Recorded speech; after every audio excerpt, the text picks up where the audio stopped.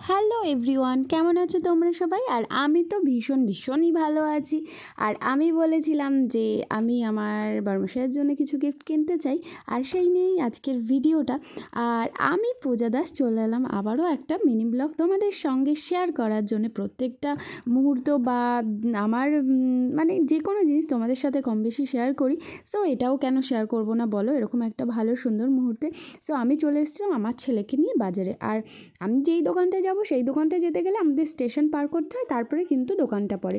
আমি প্রথমে টোটোতে চলে এসেছিলাম, তারপরে স্টেশনটা পার করলাম। পার করার পরে রেল লাইনের ওপর দিক দিয়ে দেখো আমি হাঁটছি।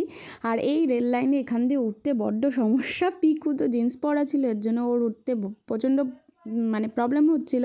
আমাকে যাই হোক আমি যাই হোক উঠে পড়েছি। তারপরে ওকে হাত ধরে বললাম ওঠ, ও বলছে না আমি একাই উঠবো। তারপরে ও একা উঠে গেল। আর স্টেশনে এখানে না কি সুন্দর কদবেল মাখা হয়, অনেক কিছু। আর আমি কোনো দিনও খাইনি, বাট আমার দেখতে ভীষণ ভালো লাগে, দেখে খেতেও ইচ্ছা করে, বাট এখন খাওয়া যাবে না, সময় নেই। তারপরে কিন্তু আমি স্টেশনের পাশ দিয়ে একটা সরু গলি আছে, ওখান দিয়ে চলে গেলাম। আর এই যে আমি চলে এসেছি আমার গন্তব্যস্থলে ভৌমিক জুয়েলার্স। আর আমার সব কিছু কিন্তু আমি এই দাদাভাইয়ের দোকান থেকেই কিনি। আর আমার এটা খুব পছন্দের একটা দোকান। মানে খুব কী বলবো, মানুষের হয় না একটা পছন্দের দোকান। দাদার এই দোকানে আসলে কিন্তু সব এভরিথিং তোমরা পেয়ে যাবে, সব কিছু যা চাইবে পেয়ে যাবে তোমরা। আর সেটা হালকা সোনা হোক, ভারী সোনা হোক, আর প্রচুর কালেকশান আছে। আর আমাদের গাগনাপুরের সবথেকে মানে কি বলবো, আমার এই দোকানই বেশি ভালো লাগে। কারণ যদি আমি চাই 500 টাকারও জিনিস পাবো, আর যদি আমি চাই 50,000 টাকারও জিনিস পাবো, 5 লাখ টাকারও জিনিস পাবো, এরকম একটা ব্যাপার। যেই রেঞ্জের চাও পেয়ে যাবে এখানে। আর অনেক সুন্দর ভ্যারাইটিস কালেকশন থাকে এখানে। তো দরজাটা খুলতে এত সমস্যা লাগে ভীষণই। আর আমি একটু ফাঁকা সময়ই এসেছিলাম, কারণ আমি একটু আগে আমি বলে দিয়েছিলাম যে আমি কী নেব ফোন করে। আর দেখো এই যে দাদা অলরেডি বার করেই রেখে দিয়েছে, মানে আমি আসবো বলেছি তো দাদা বার করেই রেখে দিয়েছে। এই যে আমি আমার বরের জন্যে, আমার ছেলের হাতে দেখেছো এই পাঞ্জাবিওয়ালা, আমার খুব শখ। এর জন্য কী করব, এখন বরকে তো সোনার দিতে পারছি না, তার জন্যে আমাদের মানে আমার আর পিকুর জমানো পয়সা দিয়েই বরকে এটা দিচ্ছি। আর সোনার উপর বলে কী বা আছে বলো, ভালোবেসে কাউকে কোনো কিছু দেয়া, বিশেষ করে নিজের হাজব্যান্ডকে, এটা তো হাজব্যান্ডও আমার মনে হয় পরম পাওয়া হয়ে যায়। আর একজন হাজব্যান্ডও তার বউকে যদি কিছু দেয়, সেটা যেই দামেরই দিক না কেন, কোনো ব্যাপার না তাতে।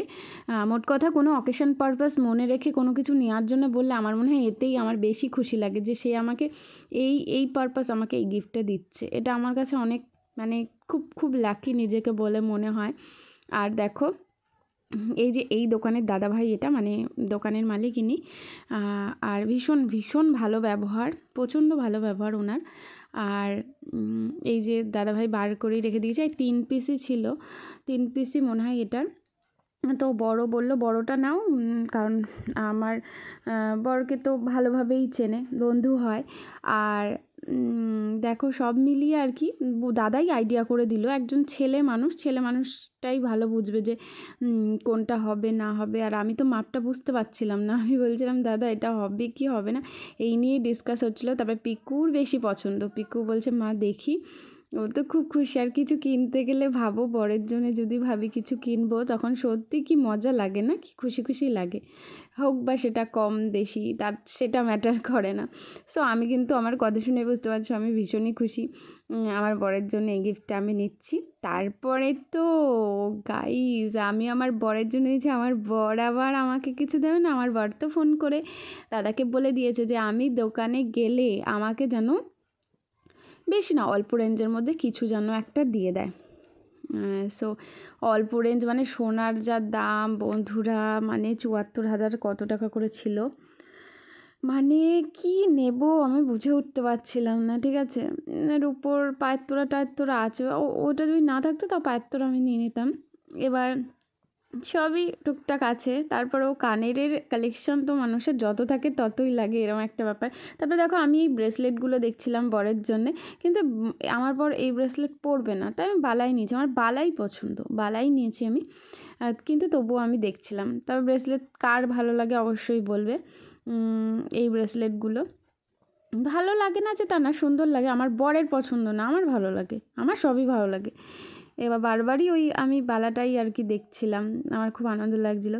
তারপরে আমার বর ফোন করে বলে দিয়েছে, তো দাদা বললো তোমার হাজব্যান্ড ফোন করেছিল তোমাকে কিছু দেওয়ার জন্যে, যে কিছু একটা পছন্দ করে নিতে।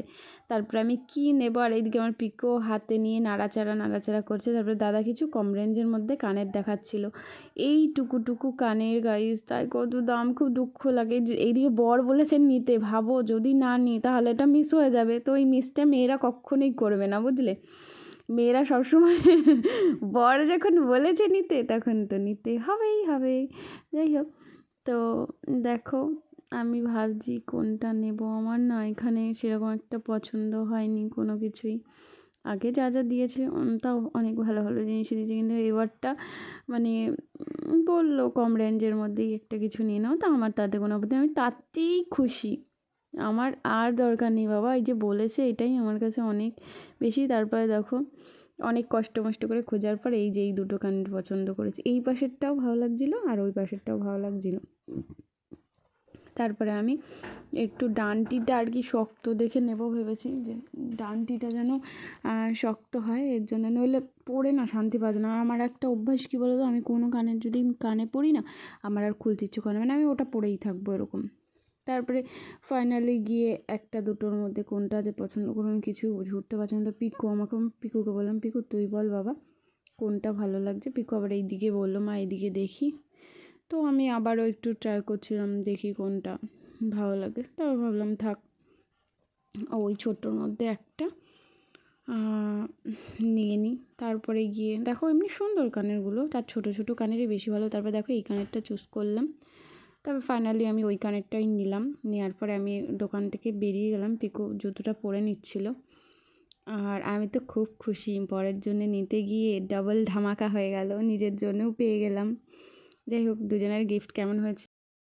ফাইনালি আমার গিফটটা নেওয়া কমপ্লিট হয়ে গেছে বন্ধুরা। আর পিকুকে বললাম যে পিকু আমার ফোনটা একটু ঠিকঠাক করে ধরে দে। পিকু তখন কি বললো জানো, মা তুমি যেভাবে ভিডিওগুলো মানে করতে চাইছো, সবাই তো তার বররা ফোন ধরে দেয়, আমি তো তোমার বর না, আমি তো তোমার ছেলে, আর আমি তো ছোট, আমি কি করে তোমাকে ধরে দেবো, তুমি তো বড় হয়ে যাচ্ছ।